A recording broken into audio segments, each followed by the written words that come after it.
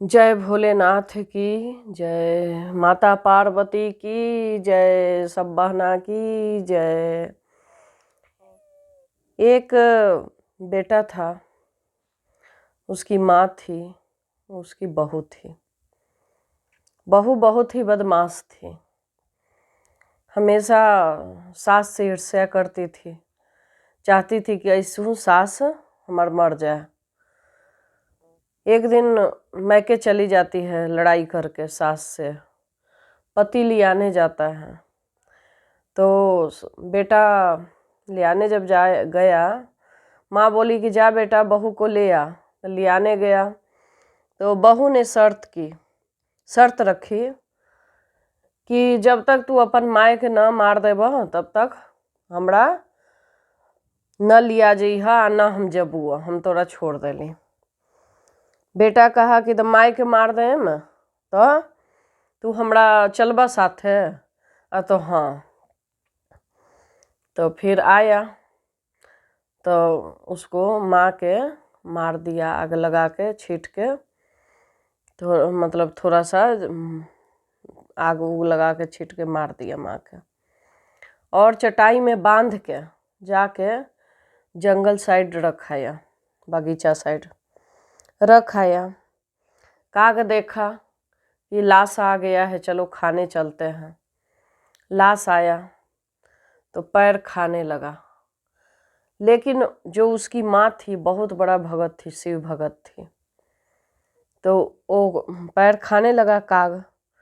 तो माँ कहती है, सब धर खाई है रे कगवा, पैरवा दी है रे बचाए, ओही पैरे जाए बरे कगवा, बाबा धाम जलवा चढ़ाए। जब काग सुना कि माने बाबा धाम बैजनाथ धाम जाने के लिए कह रही है, पैर छोड़ दिया।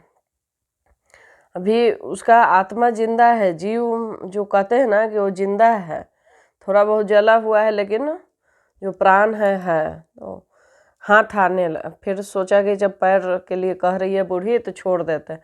हाथ आके खाने लगा, तो हाथ खाने लगा तो कहता है फिर, सब धर खाई है रे कगवा, हथवा दी है रे बचाए, यही हथवे करब रे कगवा, दाना उपदान। फिर काग बोला कि यही हाथ से दान धर्म करने के लिए कह रही है, दान उपदान करती है बूढ़ी और सब दान देती भी है, चलो इसका हाथ छोड़ देते हैं। फिर आगे इसका कान खाने लगा कि चल काने खा लेते हैं। कान खाने लगा तो सब फिर बूढ़ी बोलती है, सब धर खाई है रे कगवा, कानमा दी है रे बचाए, यही कन में सुनब रे कगवा, भोलेनाथ के नाम सिमरन। यही कान से सुनम भगवान के नाम सिमरन कथा, तू काने खाई था। काग सोचल कि ठीक कह रही है बूढ़ी, चलो इसका मुँहे खा लेते हैं। फिर काग गया, मुँह खाने लगा। फिर बूढ़ी बोलती है, सब धर खाई है रे कगवा, मुँहमा दी है रे बचाए, यही मुँह में जपम रे रामा, भोलेनाथ के नाम सिमरन। यही मुँह से भगवान के नाम जपते हैं, सिमरन करते हैं तो मुँहे खा जाए। वह काग सोचा कि बुढ़िया तो बेचारी सिमरन कर रही है, हमेशा करती है, चला अब का आंखें खा लेवी थी। आँख खाने गया।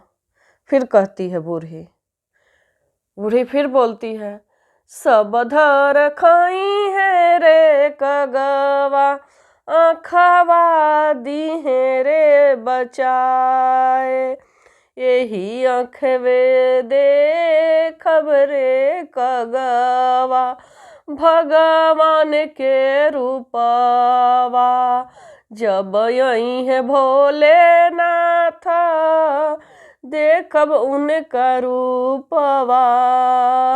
रोने लगती है, कहती है जब प्रभु आएंगे तो मैं इसी आँख से उन्हें देखूंगा।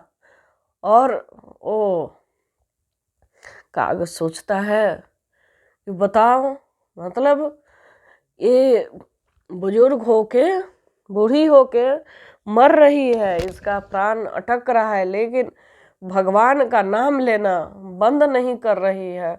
और जो कह रही है प्रार्थना विहल होके प्रभु से, जरूर प्रभु इसको दर्शन देंगे। काग छोड़ देता है कि नहीं ये तो भगत है कोई। फिर यहाँ ये दृश्य होता है और उधर जो लड़का है वो अपने बहू को ले आने जाता है। बहू बोलती है कि हे पति, तुम तो अपनी माँ के भी नहीं हुआ, तुमने अपने माँ को ही जब जान मार दिया तो मेरा कैसे हो सकता है।